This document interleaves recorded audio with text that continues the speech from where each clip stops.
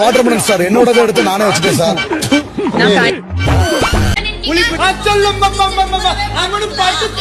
எதுக்கு என் பேர் வருது உனக்கு வாயில சார்? பாய் தவறி வருது சார், தப்பு சார். சீசன் 9 தான் பார்க்க போறோம்.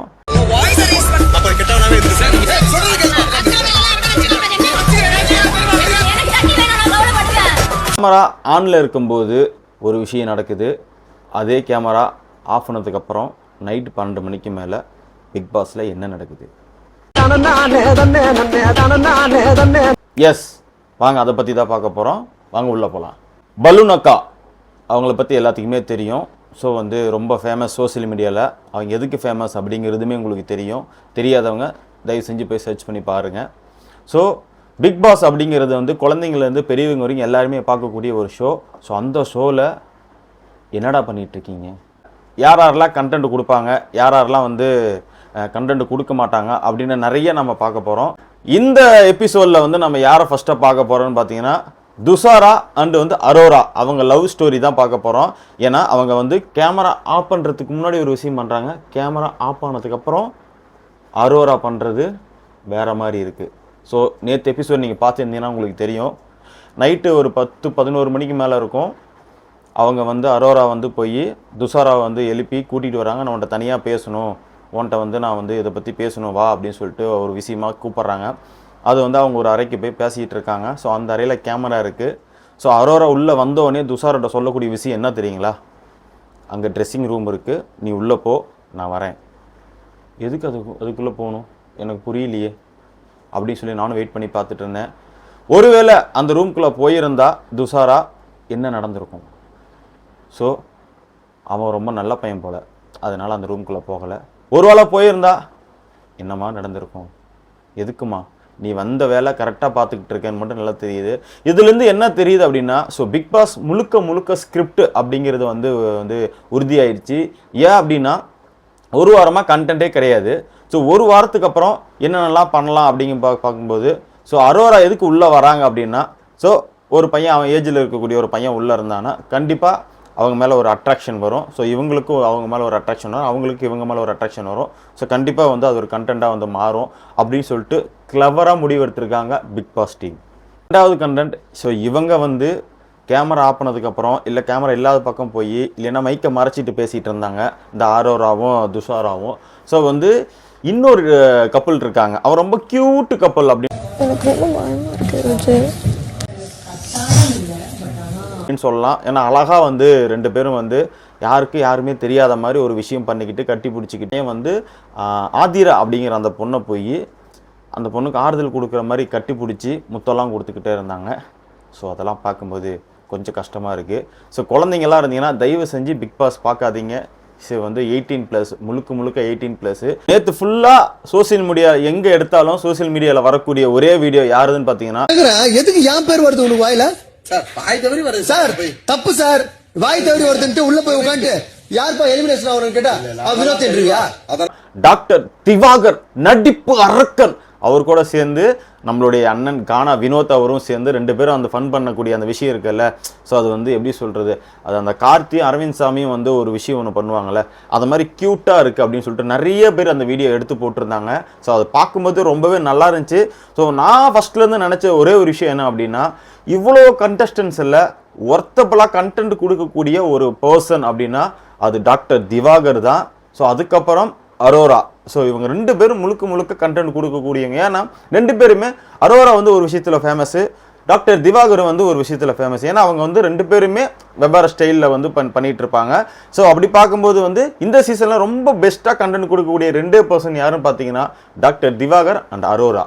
ஸோ டாக்டர் திவாகரும் வினோத் அண்ணாவும் சேர்ந்து ஒரு விஷயம் க்யூட்டாக சண்டை போட்டுக்கிறாங்க. சண்டை போட்டதுக்கப்புறம் 2 பேரும் கட்டி பிடிச்சிக்கிட்டு அழகாக வந்து திவாகர் உனக்கெல்லாம் அறிவு இருக்கா, அவ்வளோ வயசாச்சு அறிவு இருக்கா அப்படின்னு அந்த வீடியோ பார்க்கும்போது டெஃபினெட்லி எல்லாரும் சிரிச்சிருப்பீங்க. கெமி, ஸோ வந்து கெமி வந்து எல்லாரும் போய் அட்டாக் பண்ணாங்க. அந்த பொண்ணு வந்து எப்படி சொல்கிறது, சிங்கப்பெண்ணே அப்படிங்கிற மாதிரி எல்லாத்தையும் வந்து அட்டாக் பண்ணணும் தாண்டி அவங்க போய் ஒரு விஷயம் பண்ணாங்க. ஸோ அதுக்கு அப்ரிஷியேட் பண்ணலாம் அவங்கள.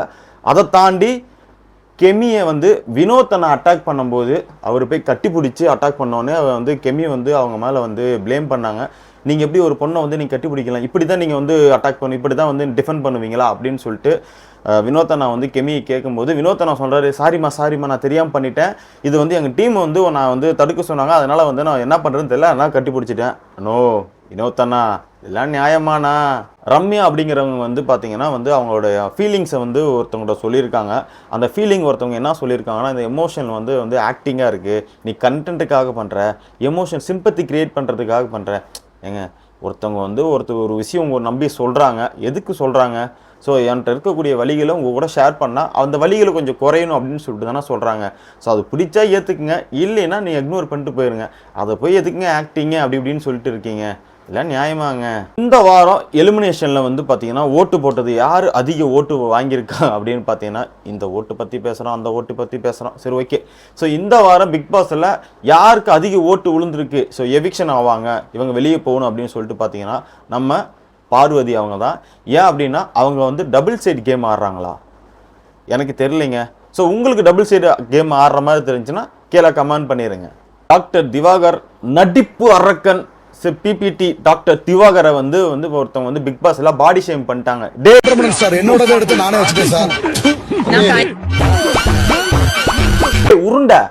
உருண்ட அப்படின்னு சொல்லிட்டு, ஒருவேளை அவர் பிக் பாஸுக்கு வெளியே இருந்திருந்தா அந்த வார்த்தை என்னவா இருந்திருக்கும் எனக்கு தெரியல.